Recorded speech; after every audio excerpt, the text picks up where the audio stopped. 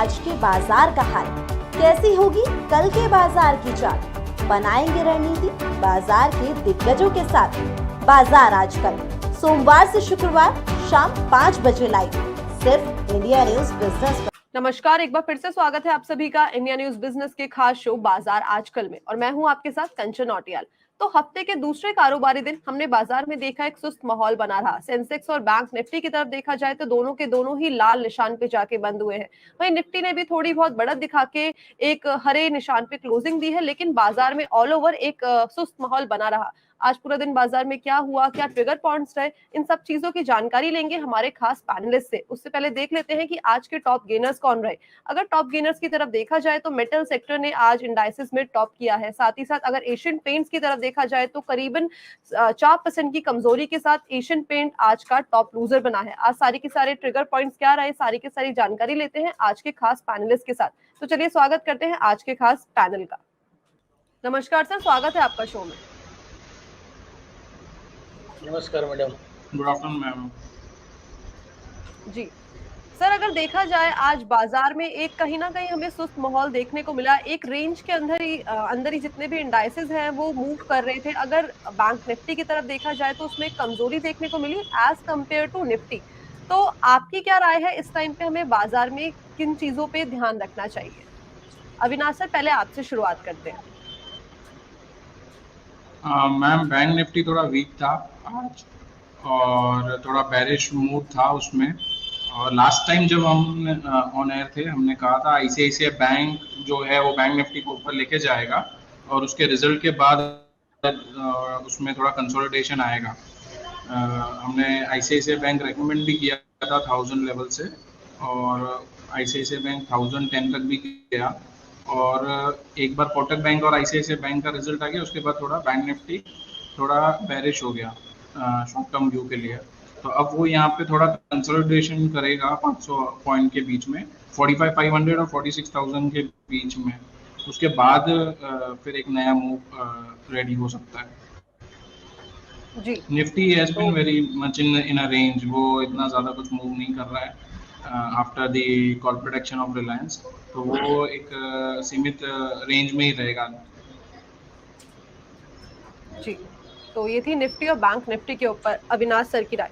Nikhil sir, आपके पास आते हैं, सीधा आपसे जानना चाहेंगे, अगर हम ओवरऑल आज का चार्ट देखें तो बैंक निफ्टी और अभी निफ्टी की बात करते हैं तो निफ्टी में हम देखें तो जो एक सपोर्ट लेवल उसने अपना मेंटेन करके चला जो था 19,600 का, उसके नीचे उसकी क्लोजिंग नहीं हुई और 19,600 और 700 के बीच में, ये 100-125 पॉइंट के बीच में ही आज निफ्टी पूरा दिन मूव करता रहा। तो आपको क्या लगता है कि क्या ये सपोर्ट लेवल्स तोड़ेगा या फिर इससे हमें अच्छे आने वाले टाइम पे एक अच्छी रैली देखने को मिल सकती है? मैडम, एक्चुअली मेरे हिसाब से देखा जाए तो ये लेवल तोड़ेगा। 19,606 का लेवल ये डेफिनेटली तोड़ेगा। मेरे हिसाब से जो मार्केट का तेजी का रुख बना था उसके जो रीजन थे वो रीजन क्या थे, तो कि मॉनसून की अच्छी प्रगति थी, साथ में रिलायंस का एक जो न्यूज़ आने वाले थे वो रिलायंस का न्यूज़ भी अभी तो खत्म हो गए। तो रिलायंस में जो मतलब अभी वीकनेस जो दिख रही है उसके हिसाब से मेरा खुद का अनुमान है कि निफ्टी में अभी प्रॉफिट बुकिंग आएगा। जैसे मान लीजिए पिछले सप्ताह में भारतीय शेयर बाजारों में एक ऐतिहासिक तेजी का एक रुख बना था, लेकिन वो स्टॉक स्पेसिफिक था, निफ्टी बेस नहीं था, स्टॉक स्पेसिफिक। कभी रिलायंस चला, कभी एचडीएफसी बैंक चला, कभी लार्सन चला, ऐसे मतलब स्टॉक स्पेसिफिक तेजी। आज के दिन में जो दिखाई दे रहा है वो है मार्केट के अंदर स्टॉक के अंदर प्रॉफिट बुकिंग मतलब मुनाफा वसूली चल रही है। जैसे आज इंडिगो के अंदर सबसे बड़ी मतलब प्रॉफिट वसूली हुई। एसएससी सीमेंट आज बढ़ा तो सामने इंडिगो में प्रॉफिट वसूली हुई। तो इस हिसाब से आने वाले समय में स्टॉक स्पेसिफिक मूवमेंट का एक रुख दिखाएगा निफ्टी और बैंक निफ्टी। जैसे मान लीजिए बैंक निफ्टी की चार्ट बता रहे हैं कि वो तेजी की तरफ रुख दिखाएगा। उसका भी रीजन है क्योंकि 26 जुलाई को फेडरल जो रिजर्व बैंक है, 28 जुलाई को बैंक ऑफ जापान और 27 जुलाई को यूरोपियन सेंट्रल बैंक है, उसकी ब्याज दर की एक अहम बैठक वाली है। इस पर मार्केट का एक रुख और बैंक निफ्टी का एक रुख दिखाई देगा। जी, सर जो आपने अभी हमें बताया कि इससे नीचे जाने की इस टाइम हमें दिख सकता है बैंक निफ्टी 19,600 के लेवल को नीचे तोड़ता हुआ ब्रेक करता हुआ। आपको क्या लगता है कि कहाँ तक जा सकता है इस टाइम पे? जब तक 19,808 क्रॉस नहीं कर फ्यूचर बैंक फ्यूचर की मैं बात कर रहा हूँ, निफ्टी फ्यूचर की, जब तक जी 19,808 के ऊपर ये क्लोजिंग नहीं देगा तब तक मार्केट में प्रॉफिट बुकिंग आएगा। 19,500 भी आ सकता है और 19,500 पे एक उसका बहुत बड़ा सपोर्ट बनता है, वहां से वो मार्केट वापस एक रिकवरी करेगा। अगले वीक में मतलब दिस वीक ओनली, ये गुरुवार को डेरिवेटिव का एक्सपायरी भी है, तो एक्सपायरी के हिसाब से मार्केट में प्रॉफिट बुकिंग आएगा और अगले महीने वापस 19,500 का सपोर्ट बनाकर निफ्टी फ्यूचर आगे बढ़ने की एक संभावना बन रही है। जी, तो ये थी बाजार पे रहे। तो अगर सर हम ओवरऑल समझे स्ट्रैटेजी को, तो इस टाइम पे हमें बाजार के अंदर क्या करना चाहिए? खरीदारी करनी चाहिए या तो फिर अभी हमें इंतजार करना चाहिए, या फिर जो ये नीचे नीचे जा रहा है, आप बोल रहे हैं कि जाने की संभावना है कि आने वाले टाइम पे हमें हो सकता है कि ये लेवल्स और भी ज्यादा तोड़ता हुआ दिखे, क्या वो हमारे लिए एक अपॉर्चुनिटी होगी एक बाइंग इनिशिएट करने के लिए, कि हमें क्या करना चाहिए ऑल ओवर इस टाइम पे? बहुत बढ़िया सवाल है मैडम, आपने जो मतलब इन्वेस्टर के हिसाब से आप जैसे पूछ रहे हैं तो बहुत बढ़िया सवाल है।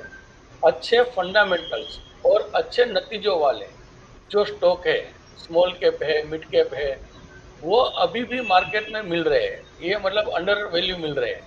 तो आपको अच्छे फंडामेंटल और अच्छे नतीजों वाले स्टॉक में इन्वेस्टमेंट करना बेहतर रहेगा, क्योंकि मार्केट जब जब नीचे जाता है तो उसमें एक बाइंग अपॉर्चुनिटी बनती है, लेकिन वो स्टॉक स्पेसिफिक ट्रेंड रहेगा।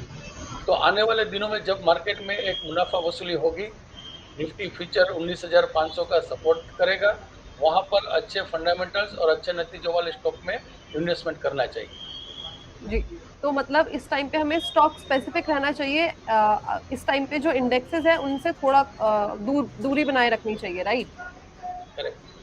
जी, तो ये हमने स्ट्रैटेजी ले ली दोनों एक्सपर्ट से कि बाजार में इस टाइम पे हमें किस तरीके से काम करना चाहिए, किन चीजों पे ध्यान रखना चाहिए, साथ ही साथ किन चीजों को डायरेक्टली इस टाइम पे। अब सीधे चलते हैं वापस से निखिल सर के पास। निखिल सर, आपकी किन स्टॉक्स पे रडार है इस वक्त? मैडम मेरे यहाँ रेडर में है अभी HDFC बैंक। जी HDFC बैंक का ये भाव में अभी अब हम लोग देखा जाए, एक मिनट है मैडम प्लीज।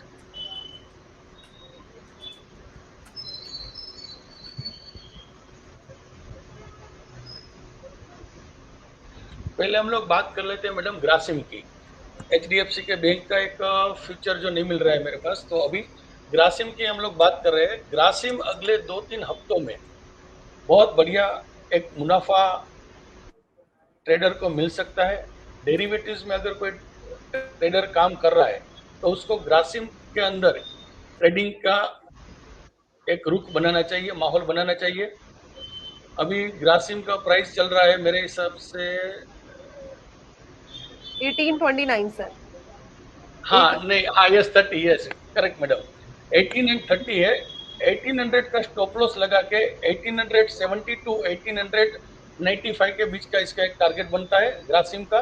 और साथ में HDFC बैंक भी आज बन रहा है 1696, तो HDFC बैंक का भी आज एक टारगेट बन रहा है 1670 के स्टॉप लॉस से 1730-1750 के बीच।